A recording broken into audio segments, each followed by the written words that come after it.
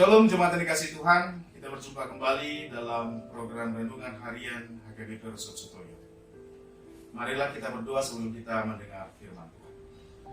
Damai sejahtera Allah yang melampaui segala akal, itulah kiranya memelihara hati dan pikiran saudara-saudara di dalam Kristus Yesus Tuhan. Amin. Firman Tuhan bagi kita di hari ini 26 Oktober tahun 2023, Matius pasal yang ke-24 ayat 12 dan ayat yang ke-13.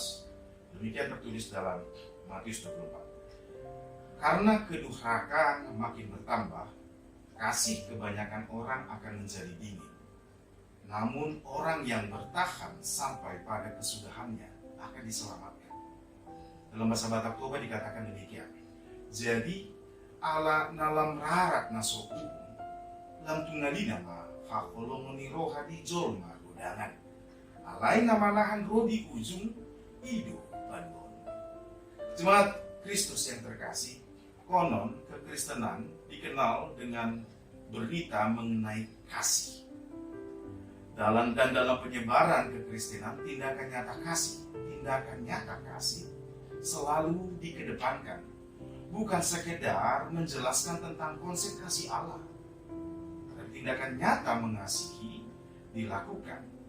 Oleh karena itu, kekristenan sangat cepat menyebar dan mempengaruhi kehidupan banyak orang, bahkan mengubah dunia.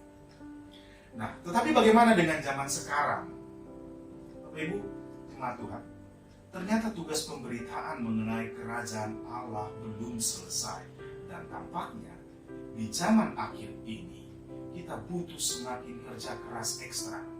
Karena tantangan kita semakin sulit dan makin serius. Kenapa? Karena sebenarnya Tuhan Yesus sudah mengingatkan kita dalam khotbahnya mengenai akhir zaman. Itu kalau kita baca dalam Matius 24 sampai Matius pasal yang ke-25. Bahwa selain bencana-bencana gempa bumi, akan terjadi banyak peperangan yang mempengaruhi kita, di mana kuasa beradu dengan kuasa. Bahkan melakukan penyebaran pengaruh dengan cara menularkan kebencian.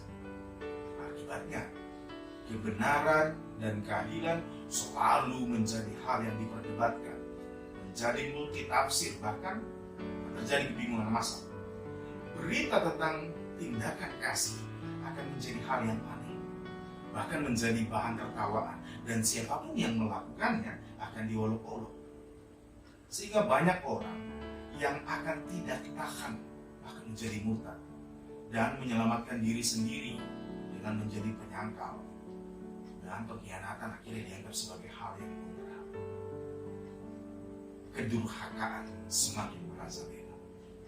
Saudara yang kasih Kristus, suka tidak suka, mau tidak mau, sesungguhnya kita yang ada sekarang ini sedang berada di zaman akhir. Kalau Anda pernah berpikir, mengapa akhir-akhir ini kasih semakin dingin ya? Atau kita bertanya, wasa songon dalam tinggalina holong di rohayateh, dan seterusnya. Mari kita selidiki dengan seksama apa yang sedang terjadi. Di zaman ini, kita dengan mudah melihat kebohongan dan kecurangan, tapi dianggap hal yang biasa. Tapi perilaku yang jujur, benar, adil, dianggap yang aneh. Di zaman ini, orang tidak ragu-ragu mempertontonkan hal yang tabu. Tetapi sebaliknya, orang yang berlaku sopan justru dianggap orang aneh. Kita sedang berada di zaman akhir, di mana keadaan dan situasi tidak akan menjadi lebih baik bagi kita orang percaya. Sebenarnya Tuhan Yesus sudah memperingatkan kita bahwa tantangan dan ancaman yang akan kita alami sebagai pengikut Kristus banyak sekali. Oleh karena itu, jemaat Tuhan, adalah sangat bijaksana bagi kita untuk mengenali dengan sungguh kuasa firman-Nya, agar kita tidak mudah menjadi tawar hati. Nas hari ini adalah peringatan bagi kita bahwa jika kasih makin dingin, kasih dianggap sebagai isapan jempol dan tidak penting untuk dilakukan, sesungguhnya kedurhakaan sedang merajalela. Kedurhakaan dalam bahasa Yunani disebut anomia, yaitu kondisi di mana norma hukum, aturan, ketertiban itu tidak ada, atau tanpa norma hukum dan aturan. Baik itu karena sikap tidak peduli terhadap hukum, atau dengan sengaja mau melanggar norma dan aturan, bahkan berusaha meniadakan keteraturan.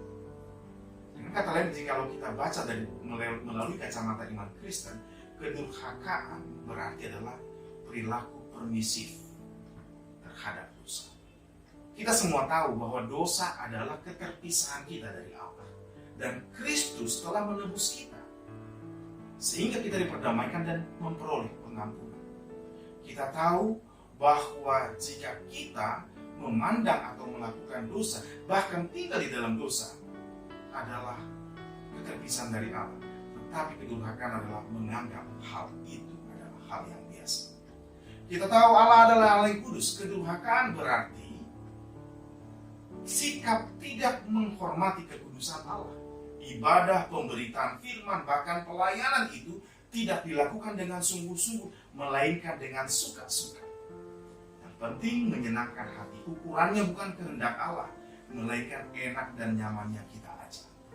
Itu adalah kedurhakaan. Ketika kedurhakaan berusaha menyebar, kita seolah dibuat dalam situasi serba salah, sehingga kita sebagai jemaat Tuhan diajak untuk takut. Takut ribut lagi, takut diomongin orang, takut dihina, diledek, takut ini, takut itu. Dan jika kita maui semua itu, kita akan terjebak dalam sikap masa bodoh, atau yang lebih sering disebut dengan tidak peduli. Saudara kasih Tuhan, dalam bahasa Yunani, lawan kata dari agape sesungguhnya adalah apatos. Sesungguhnya lawan kata dari kasih adalah tidak peduli. Dunia akan semakin menggoda kita, bahkan mendorong kita untuk lebih memilih apatos daripada agape. Situasi dan keadaan zaman akhir ini mau mendorong kita untuk masa bodoh, cuek, tidak peduli. Dan jika kita terjebak karena kurang mengenal akan firman Tuhan, kita adalah orang-orang yang celaka. Karena kasih akan menjadi dingin karena ketidaktahuan kita. Nas hari ini adalah mengingatkan kita agar kita semakin sungguh-sungguh, karena situasi semakin rumit. Bapak Ibu seperti sedang menghadapi ujian dan soalnya bakal sulit. Kita harus mengenal dan menguasai pengajarannya agar mampu menjawab dengan benar dan menang. Mari semakin kenal betapa besarnya, lebarnya kasih dan indahnya kasih Allah bagi kita, sehingga kita dimampukan untuk tetap mengasihi sekalipun sulit. Karena kita tahu sang juara adalah dia yang sampai kepada akhirnya berjuang dan menang. Saudaraku, jangan kecil hati ataupun menjadi tawar hati ketika Tuhan Yesus, karena Tuhan Yesus telah berfirman akan selalu menyertai, menemani kita. Bahkan semangatnya itu rohnya yang kudus telah dikaruniakannya kepada kita. Kita akan dimampukan bertahan sampai akhir asal kita mau dengan sungguh-sungguh mengenali kasih dan kebaikan Tuhan. Marilah kita berdoa. Ya Bapa, Engkau telah berfirman bahwa penyertaan, pertolongan, dan penyediaan Tuhan selalu melimpah dalam hidup kami. Ingatkanlah kami akan kasih-Mu yang besar itu, agar kami dimampukan untuk tetap mengasihi sekalipun keadaan sulit, keadaan menghimpit kami. Ya Kristus, hidup kami adalah milik-Mu. Seluruh aktivitas dan karya kami hari ini kiranya boleh menyatakan kasih-Mu pada dunia. Amin. Tuhan, selamat beraktivitas. Tuhan Yesus memberkati. Shalom.